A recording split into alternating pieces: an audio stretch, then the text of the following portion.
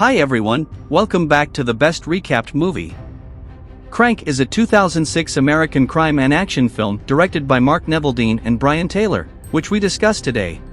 In this movie, Chev, a killer living in Los Angeles, is poisoned by Ricky Verona and has to keep his adrenaline high so he doesn't die. Exciting and dangerous events accompany this, so don't miss this episode. Spoilers ahead. Chev wakes up, and physical changes are evident in him, such that he has trouble walking. He sees a DVD in front of him. After turning it on, he realizes that his enemy, Ricky Verona, injected him with a fake Chinese potion. Ricky injects the poison into his body through a syringe while he is sleeping. He did this in response to Chev completing his mission to kill Don Kim, one of the Los Angeles Mafia. Seeing it, Chev gets angry and breaks the TV. He goes to the parking lot, steals someone's car, and tries to call his girlfriend, but she doesn't answer. He then calls the mafia doctor, Miles, but he is busy having fun and doesn't answer. Fortunately, the only person who answers his phone is his friend Kalo, and asks him to inform him as soon as he sees Ricky. Chev's heart condition is not very good, his heartbeat is irregular, and his vision is blurred, making it difficult for him to drive. He seeks revenge on Ricky and, therefore, enters a club and kidnaps a man named Orlando because he thinks he knows about Ricky's whereabouts. Orlando's friends come in to support him, but he doesn't want to start a fight and tells Chev he doesn't know where Ricky is. After he accepts his words, he asks Orlando for cocaine and he also gives him some cocaine in exchange for money. When he leaves, he fights with black men and runs away. He calls Ricky on the way, and they have a long argument while Ricky tells him that he will die soon. Chev also threatens him with death and revenge. The police chase him for speeding, and in the meantime, Miles calls him. Chev tells Miles about the liquid they injected into him. After checking his symptoms, he warns him that the liquid they injected into his body is a deadly poison and that if Chev doesn't keep his adrenaline level up, he will die. Chased by police officers, Chev enters a mall, creating chaos, and then escapes. During the escape, he robs a store and takes everything that will increase the adrenaline in his body.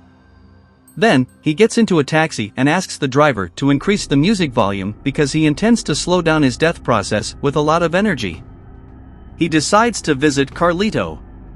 Carlito heads a powerful mafia group and is swimming in his penthouse. He meets Chev while swimming underwater. Chev asks Carlito to help him get the antidote and arrest and execute Ricky.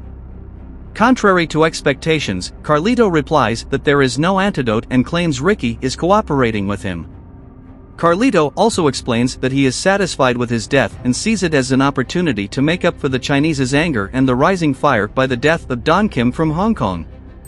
Chev, sure that Carlito is now his enemy, leaves the place. The driver asks him not to get in his car because his body is wet. Chev, who is extremely angry, pushes him back and gets into the car. Miles calls him again and promises to arrive in Los Angeles soon. He also warns Chev to use excitement, fear, and danger to keep his adrenaline levels high. He also advises him to go to the nearest hospital's emergency room, use ephedrine, and inject himself with 5 milligrams to increase his adrenaline. Chevy? Did you get that? Immediately after that, Kylo calls him and informs him that he saw Alex, Ricky's brother, while going to a restaurant. Chev also says that he will deliver as soon as possible. He reaches Kylo and enters the restaurant after ensuring Alex is there.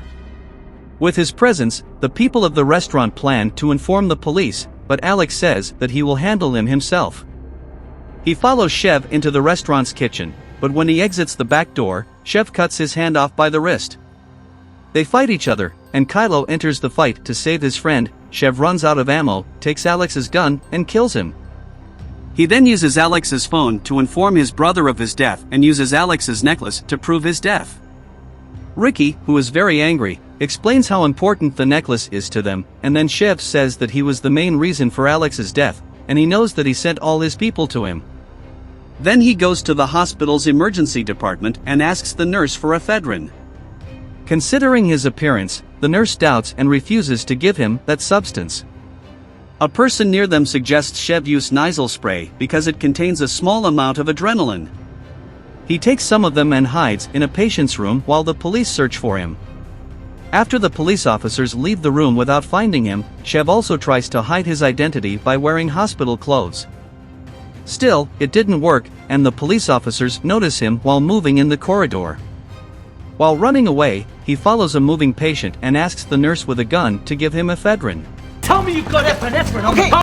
The cops still chase him, forcing Chev to shoot them with gun. His heart continues to beat irregularly, and he asks the nurse to shock his heart. This shock throws him into the elevator and he loses control after the elevator door closes and falls to the ground. Chev uses the ephedrine that fell on the elevator floor, and without knowing the amount, he injects all the ephedrine in the syringe into his body. Adrenaline rises so much in his body that he starts running fast and escapes from the hospital. His run doesn't end until Dr. Miles calls and informs him about his flight. Miles realizes that he has injected a lot of ephedrine into his body, which is dangerous. Chev continues to run until he finds himself on television, convicted and wanted for causing chaos. He mocks a policeman's gun to use his motorcycle. The police try to get his motorcycle back, but Chev manages to escape with the motorcycle. He continues on his path but suffers from the reactions and symptoms of the poison that entered his body. He tries to do something exciting by standing on the motorcycle. Still, his eyes get blurry, and he loses control and crashes with people on the side of the street and falls to the ground. At the same time, Eve, his girlfriend, calls him and says she was asleep until now. He tells her to make some cookies until he quickly approaches her. Eve gets out of bed, and Chev starts on his motorcycle. Seeing Alex's severed hand, Ricky's brother angrily orders his men to capture Chev. Eve's microwave is in trouble and bothers her. At this moment, the doorbell rings, and Chev enters the house and says hi to her with a kiss. Eve is surprised by his new look and he checks around the house and immediately asks her to leave the house with him. When Chev checks the microwave at her request, his adrenaline drops, and he feels weak. He is forced to burn his hand on the toaster around there, and by burning his hand, he could increase the adrenaline in his body and regain his consciousness. He tries to hide this from his girlfriend, and when he looks outside, he sees Ricky's men following him. When he leaves, he distracts his girlfriend by throwing out her bag accessories, and when Eve is busy collecting it, he quickly kills Ricky's people. Chev takes her to a restaurant and decides to tell her the truth. He reveals that he lied to her about his job because he is an assassin who worked for a mafia group. But he decided to quit on his last mission. He didn't kill Don Kim. In a flashback, we see that he informs Don Kim that he don't kill him even though thousands of people are looking for his death, and in a deal, he asks him to leave the city for 2 days. He explains to Eve that he quit because of her and then tells her about the Chinese poison. Upset by all these lies, Eve leaves the restaurant, and Chev immediately feels weak again. He asks her to have sex with her publicly, but she refuses and hits Chev in the face. Then, in an unwanted situation, they sleep together, and his adrenaline increases again, which causes laughter and ridicule from the people around him. Then Kalo calls Chev under pressure, is kidnapped by Ricky's men, and asks him to go to the clothing factory. He quickly leaves Eve and goes there in a taxi.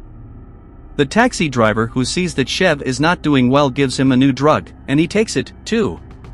Carlito's men execute Kylo, who is no longer useful to them, and kill him. Chev comes to the factory, and it's clear that the drug he used was effective. When he arrives, he gives $50 to the taxi driver, and Carlito's men watch him from inside the building.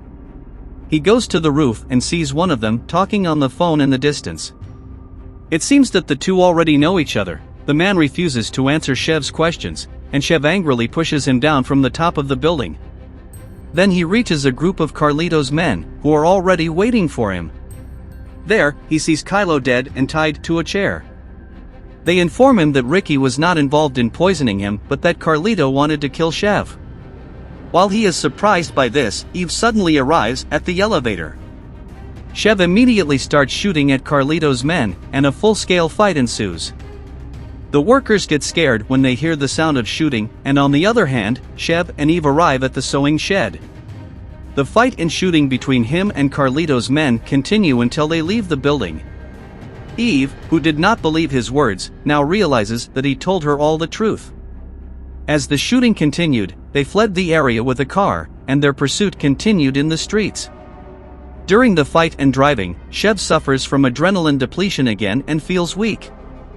Still, Eve, who knows how to raise his energy and excitement, repeats what he did before. He knocks out all the cars and overturns the last car chasing him, then he gets out of the car and angrily shoots at them. On the way, when they reach a shop, Chev walks into it and drives some nails into his leg so that the pain affects his adrenaline. Eve also sees this issue after getting out of the car, which is very painful for her. Miles calls him, informs him that he has arrived home, and asks Chev to join him for more treatment and care. After that, he is treated, but it is a temporary treatment because Miles informs him that the effects of the Chinese poison that enters his body are more deadly than these treatments. He falls into a coma after 3 days. Miles even offers to inject him with a substance to prevent this suffering and get rid of it. Well, I can put you on life support, Chev, and string this out for a few days. The news broadcasts the news about the riots and chaos caused by Chev on TV, and the news claims that the suspect is still out there and has not been arrested. Chev calls Ricky and makes a deal with him to return their family necklace that was Alex's neck in exchange for the antidote and meets him in the city center for the next 20 minutes. Ricky immediately reports this to Carlito. Chev says goodbye to Eve and promises to return safely as they kiss, then it moves towards the city center. He is equipped with an insulin injection device Miles installed for him and checks it in the bathroom. Then, he enters the elevator and sees an Asian man beside him.